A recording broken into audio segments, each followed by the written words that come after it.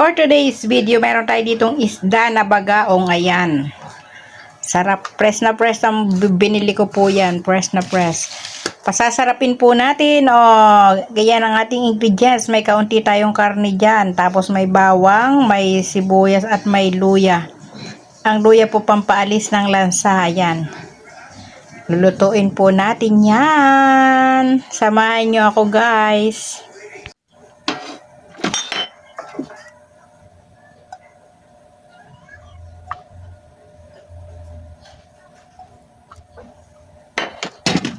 Yan natin pong igisa.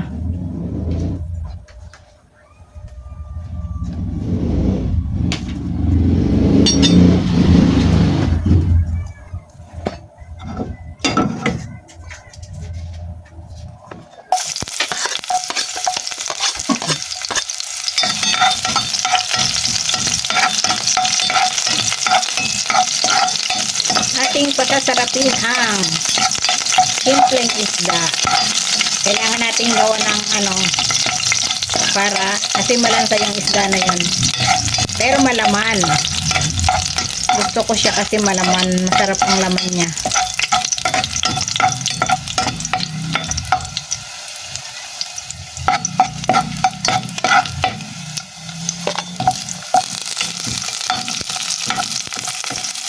Kailangan nating lagyan ng maraming rekado para masarap.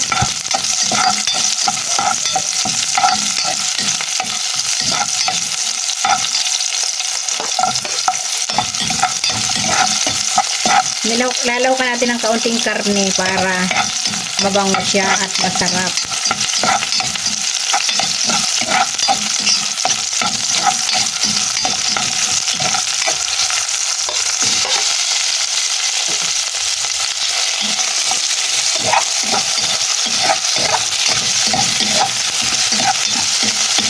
Pero ang pagluluto natin dito ay parang paksiw lang.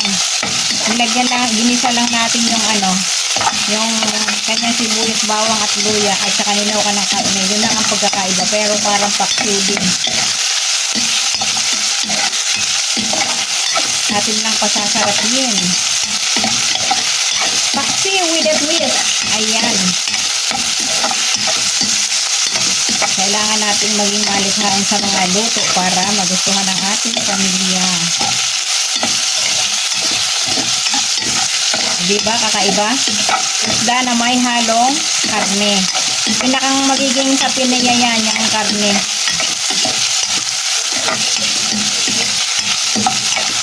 Para tumarap.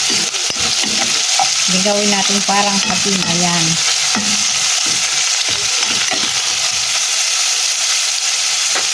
Tapos ngayon nilalagay na natin ang isda.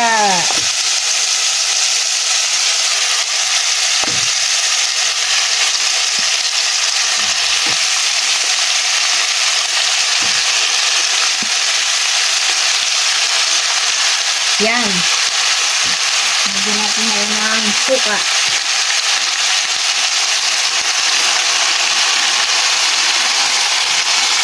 Kailangan natin ng maraming suka kasi yan ay malansa para mawala yung lansa niya.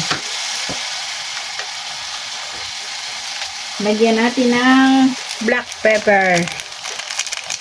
Wala na black pepper. Ubus na.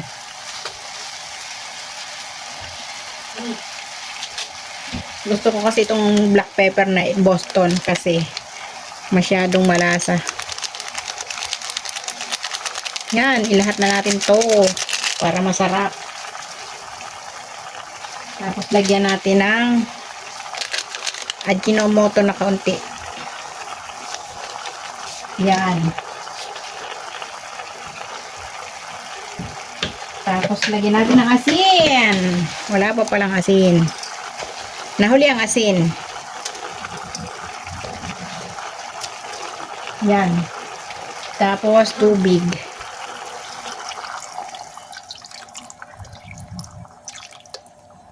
Yan natin yan lulutuin.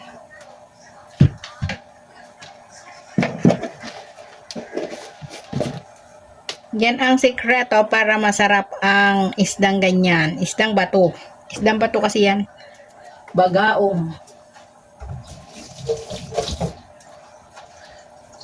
Tapos lalagyan natin ng takip. Where is the small cup?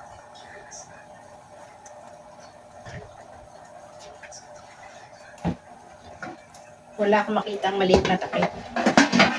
Puro malalaki ang nakikita kong takip. Sa dinami-dami ng aking takip eh.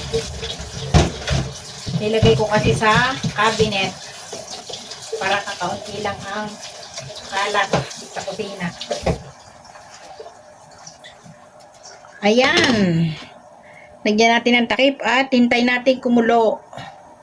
Pagka kumulo, pahihinaan na natin para maging tender ang kanyang laman. Tender? May pa tender.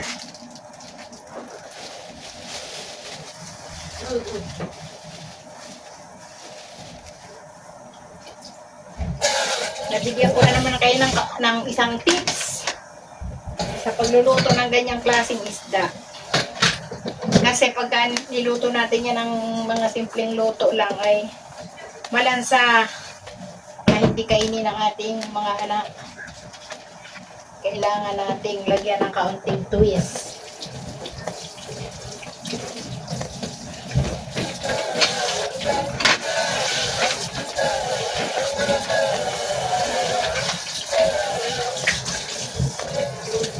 Ganyan ako guys pag nagluluto, pag nasa kusina. Habang nagluluto ay naghuhugas ng mga hugasin. Para pagtapos ng luto, wala na ang hugasan.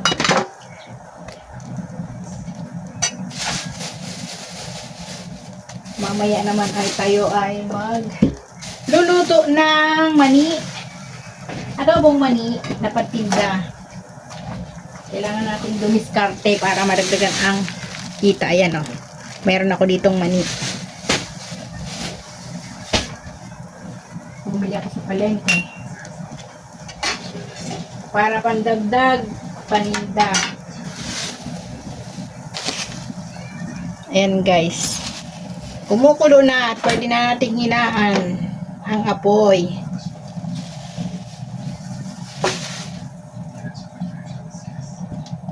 Yan. Habang pinapalambot natin ay tayo na ay maghuhugas nitong patatim na pang hapunan mamaya. Dahil Sabado ngayon, dapat masarap ang ulam sa hapunan. Atin ang lilinisan para maisaran lahat. Para mamaya ay malambot na. Ito kasi matagal lumambot eh. Ang ginagawa ko dito para mabilis lumambot. Pagkakulo niya, hihinaan ko na ng mahina ang apoy. Hinahayaan ko na lang yan sa apoy. Nakasalang sa mahinang apoy. Para maging malambot. Maganda yung pagkalambot niya pagka-mild lang yung apoy. At saka, kailangan natin magtipid sa gas. Mahal ang gas.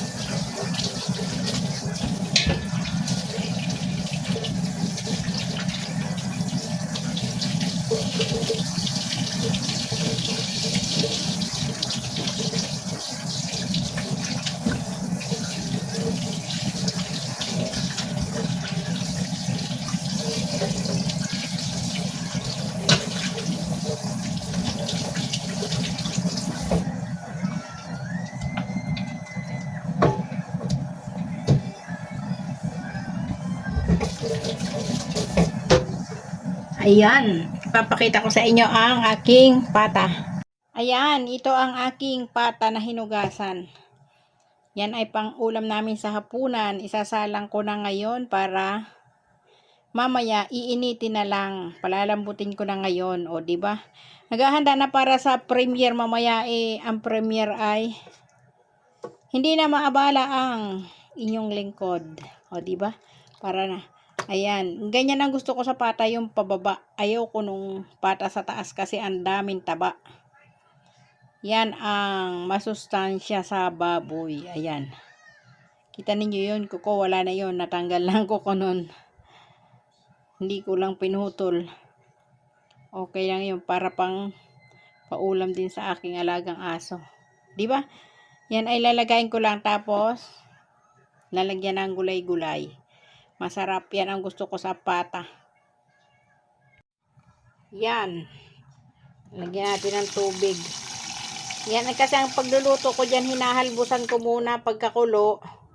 Pagkakulo ng tubig, tatanggalin ko yung sabaw niya. Papalitan ko ng panibago. Tapos, saka ko ulit pakukuluan.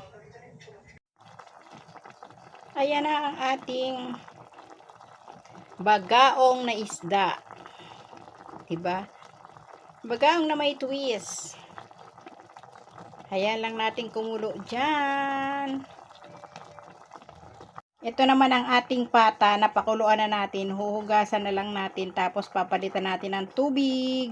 Para yung mga dumi-dumi niya ay matanggal. Ayan. Ganyan ako pag magluto ng pata. Ayan. Atin ang lilinisin ang pata.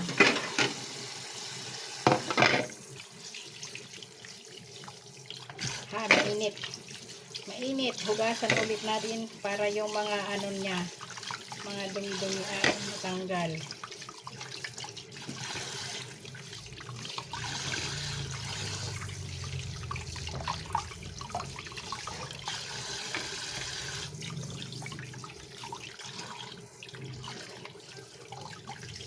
Diba? Linis na yan.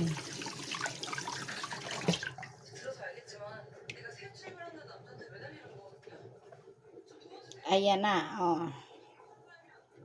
Yan, tapos isisigang na natin, papalitan lang natin ng tubig.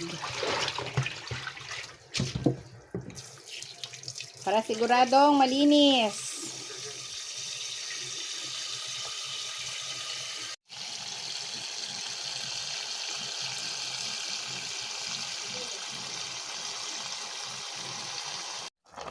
At ayan na po, luto na ang ating isda na masarap. Malambot na yan, pati yung karne na nakasapin. Yummy!